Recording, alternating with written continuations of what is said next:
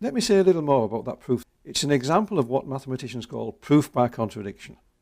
And proof by contradiction is a general method that works as follows. You want to prove some statement phi. You start by assuming not phi. You reason until you reach a conclusion that's false, often by deducing both psi and not psi for some statement psi. For example, in the proof that the square root of 2 was irrational, we proved that p and q have no common factors, and yet we knew that p and q were both even. So we have a statement and its negation. Well, not strictly speaking it's negation, but close enough for these purposes. This is not an exact rendering of psi and not psi. But the point is we've deduced two contradictory things. It cannot be the case that they have no common factors and that they're both even.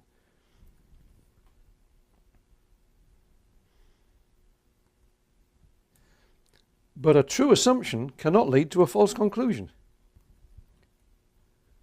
Hence the assumption not phi must be false. Remember, we began by assuming not phi. We reach a false conclusion, a contradiction. A true assumption can't lead to a false conclusion, so the assumption must be false. In other words, phi must be true. If not phi is false, then phi is true. Well, we begin by wanting to prove some statement phi, and we're going to end up with phi. And in the middle, we reason by assuming the contrary. So here's the contradiction proof going on in here.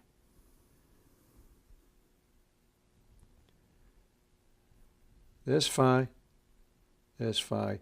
In here we're reasoning with not phi. We start by assuming not phi, and we reach a conclusion, a false conclusion, and conclude that that's false. Let me say a little bit more about this.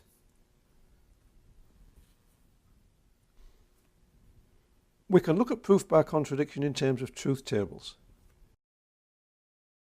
What can we conclude from a proof of theta yields psi where psi is false? In the case of the proof of root 2 being irrational, the theta was the statement square root of 2 is rational, and the psi was the false statement that we never actually wrote out in full, that p and q are both even and have no common factors, which is false, because there's no such, there are no pairs of integers which are both even and have no common factors.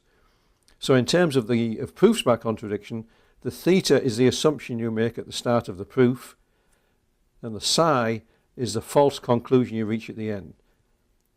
So I'm going to use truth tables to understand how it is that starting with an assumption and reaching a false conclusion leads to concluding that the assumption was false. And since the assumption was counter or contrary to the thing we were trying to prove, that would amount to proving the theorem. Okay.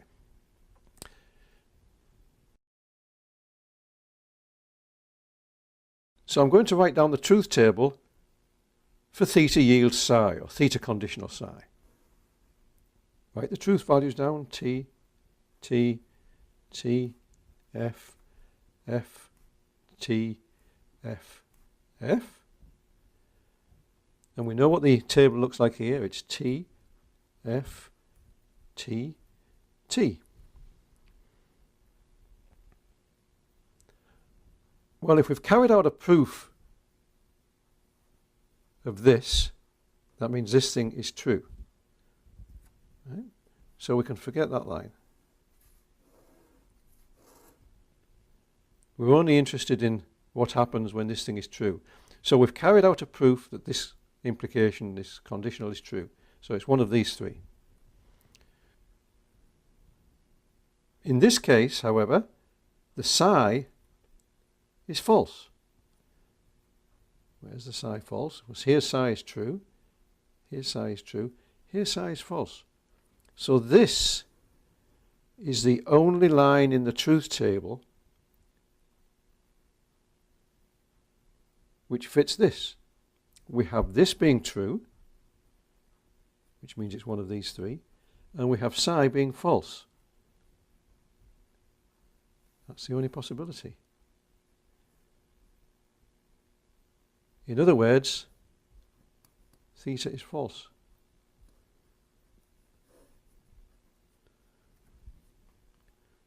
So when in a proof by contradiction you make an assumption, a counter assumption, an assumption counter to what you're trying to prove, and you carry out some reasoning to deduce a false conclusion, a contradictory conclusion, or a contradiction, so you've established in your argument that this thing is true. This says that the argument is valid.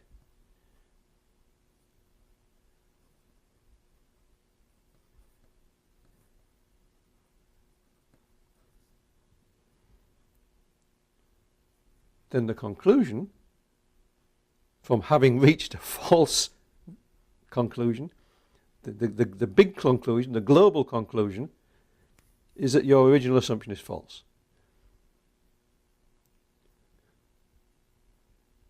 Okay, it's a little difficult to explain this in words because we have to keep talking about truth and falsity and assumptions and conclusions, and there are assumptions and sub-assumptions and so forth.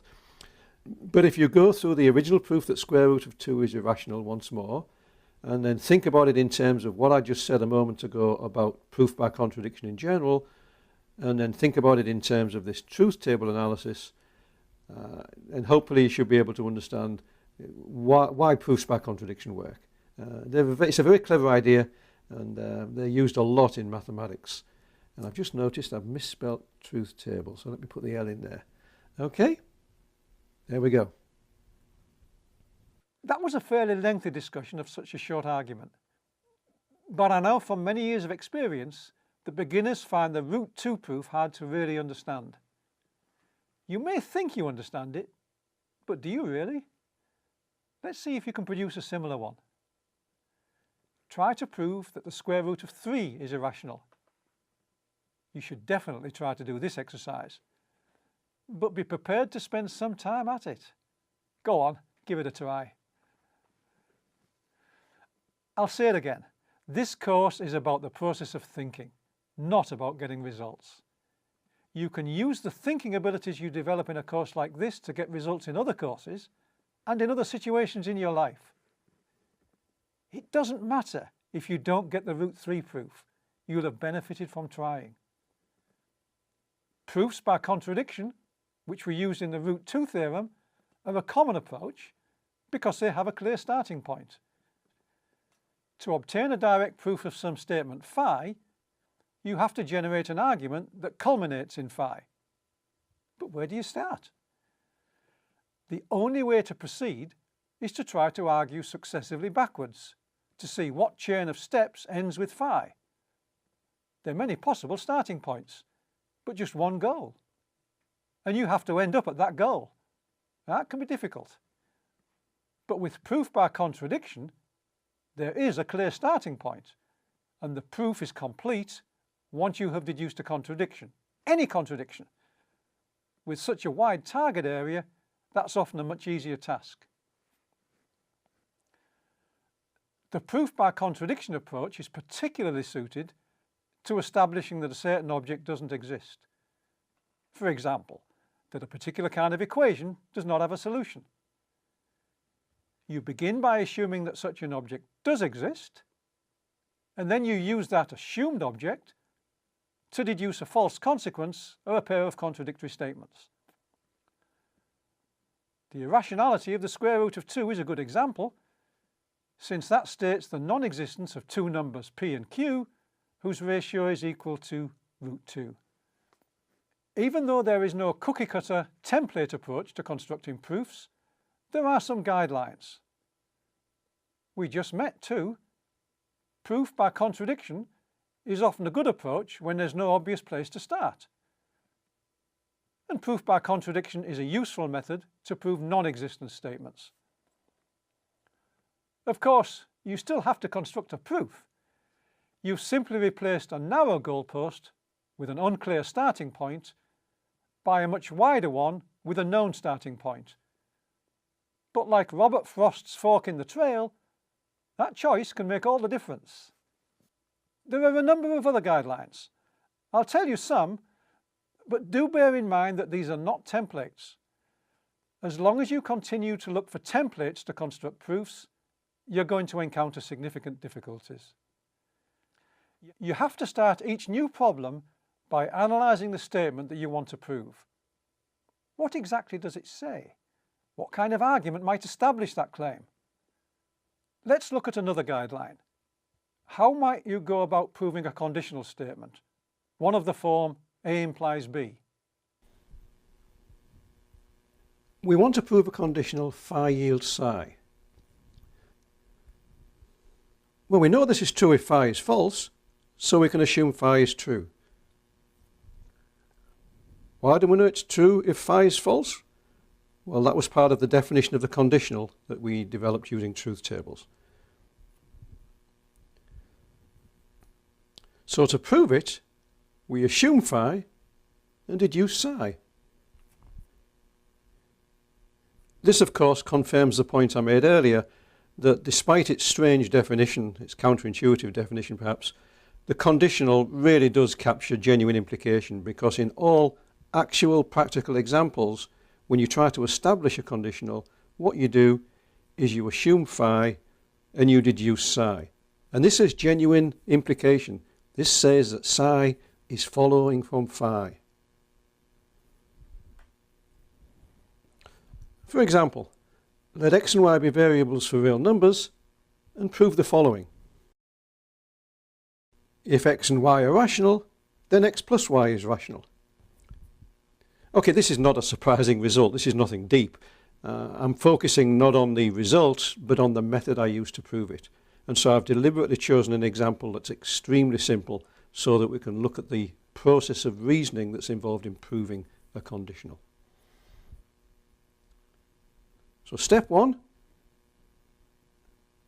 assume x and y are rational.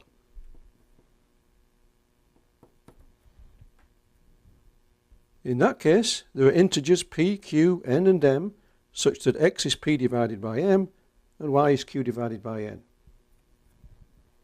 Where in that case, x plus y is p divided by m plus q divided by n, which equals pn plus qm divided by mn. Hence x plus y is rational. Okay, as I mentioned a moment ago, there's nothing surprising here. It's almost not a proof at all. It's just really adding two things together. But it actually is a proof, because it has the right structure of a proof. Here's what we did. We began by assuming x and y are rational. We concluded that the sum is rational. And in the middle, there was an argument to demonstrate that fact. The argument was actually fairly typical in what we first did was take the assumption and then unpack the assumption in terms of some useful information. And once we'd done that, we reasoned with that information to get a conclusion that in fact was the thing we were aiming for. So we write down the assumption, we carry out some reasoning, and we reach the conclusion. All three steps are important. Declare the assumption, carry out the reasoning in a clear, understandable fashion, and then state the conclusion when you've reached it. Remember that proofs have two purposes. One is to convince yourself, and two is to convince other people. And you may know what you're doing if you don't mention what your assumption is or what your conclusion is, although I'll guarantee from experience that a week from now you'll forget exactly what you were doing. So it really is good, even for your own purposes, to write down what your assumptions are. But certainly from a communicative angle, it's important to begin by stating the assumption, then to lay out the reasoning in a simple, understandable fashion, and then to state the conclusion that you've reached. Okay, well that's the most basic method of proving a conditional. Let me give you a quiz. Let R and S be irrational numbers. Say which of the following are necessarily irrational. And let me stress that word, necessarily. Number 1, R plus 3. Number 2, 5 times R. Number 3, R plus S. Number 4, R times S. And number 5, square root of R. Now this is a quiz format where I'm just asking you to select the ones that you think are necessarily irrational. But unlike most of the quizzes, where I expect you to be able to answer very quickly, I'd like you to think a little bit before you answer each of these, because the focus isn't really on getting the answer right. I mean, obviously I want you to get the answer right. I'm sure you do too. But that's not the focus. The focus is on the reasoning that you need to carry out in order to get those answers. In each case, you're probably going to have to carry out 1 or 2 lines of simple reasoning in order to answer the question. That's the focus of this particular quiz. In fact, in the assignment that's coming up in assignment 7, I'm going to ask you to write out proofs of each of the 5 answers. So let me stress that the focus is on the logical reasoning.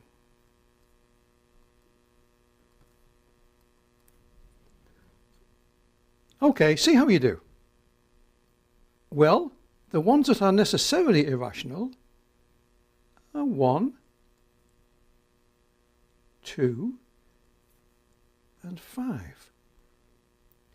In each case, you use the fact that a rational number is one that can be expressed as a quotient of 2 integers, and an irrational number is one that cannot be so expressed.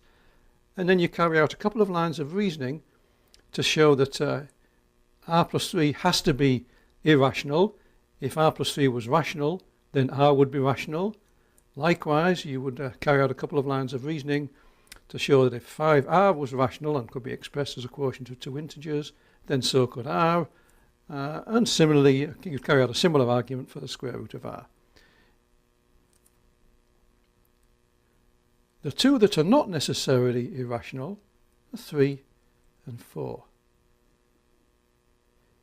In order to show that R plus S is not necessarily irrational, what you would need to do is find examples of irrationals R and S for which the sum is rational. Well, how about taking R is the square root of 2 and S equal to, let's say 10 minus the square root of 2. R plus S is equal to 10, which of course is rational. It's an integer.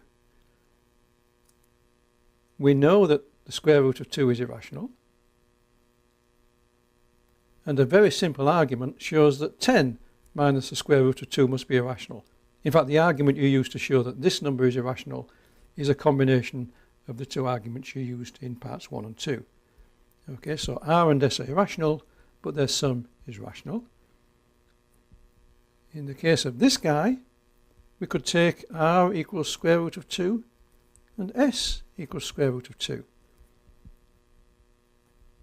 R and S are both irrational, and yet R times S is 2, which is rational.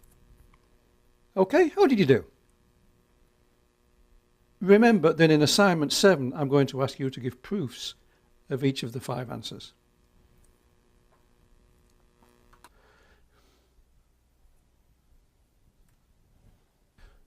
Well, conditionals involving quantifiers are sometimes best handled by proving the contrapositive. What's the contrapositive? Well, we met that in assignment 4. So to prove a conditional phi yields psi, what you can do is prove not psi yields not phi. That's the contrapositive of phi yields psi. You reverse the phi and the psi and you put negations in front of them. And in assignment 4, if you look back, we proved that those two are equivalent. We proved that using truth tables. So let's look at an example of how this might work. And the example I'll take is this one. I want to prove that if the sine of an angle theta is not equal to 0, then for all n in the natural numbers, theta is not equal to n pi. Okay, there's a conditional, and I'm in the middle of some argument, we'll imagine, and I want to prove that if the sine of theta is not 0, then theta is not a whole number multiple of pi. Where the statement's equivalent to, not the case that for all n in n, theta not equal to n pi, implies not that sine theta is not 0.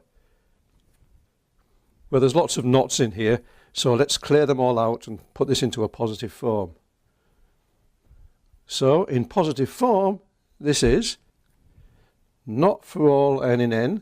We're going to get there exists n in n, and the not is going to move inside, and it's going to negate this not. It's going to wipe that one out, and then I'm going to have theta equals n pi. Yields not that sine theta is not 0 means that sine theta is 0. So this is the contrapositive of this, and that's the thing we're trying to prove. Well, we know this. We know that whenever you've got a whole number multiple of pi, its sine is 0. So this proves the desired result. Obviously, this is a highly contrived, manufactured example. Again, the focus is not what I'm actually proving, it's the method I'm proving. I'm picking simple examples so that we don't have to worry about the mathematical content. We can just look at the logical reasoning. And in this case, we start out, we want to prove something, we replace it by the contrapositive, and then we prove the contrapositive. In this case, the proof of the contrapositive, we just pull on well-known knowledge about the sine function, that the sine crosses the x-axis whenever you're at a whole multiple of pi. Okay, let me tell you about one more thing involving proofs of conditionals. To prove a biconditional, phi equivalent to psi, we generally construct two proofs, one of phi yields psi, the other of psi yields phi. And since the biconditional is just a conjunction of the two conditionals, that clearly amounts to a proof of the biconditional. Occasionally it's easier to prove the two conditionals phi yields psi and not phi yields not psi. And I'm going to leave you to find out why this is enough. Why does this work? If you look back at the assignments, you should find a clue as to why it's enough to prove these two in order to prove the biconditional. Okay, now I'd like you to complete assignment 7. As usual, completing an assignment means at least you should attempt all of the questions. You may not be able to get them all out, at least not at first. But remember, the benefit from working on the assignments in this course is actually trying them. Whether you get them out or not is not that important. Remember my favourite example of learning to ride a bike? The fact that you don't succeed in riding a bike for many days or weeks when you're learning doesn't mean you're not making progress. The same with learning to swim. You actually get the benefit during the process when you're trying and failing, and then suddenly you find you can either ride the bike or you can swim. And it's the same with this kind of material in this course. Okay, good luck on assignment 7.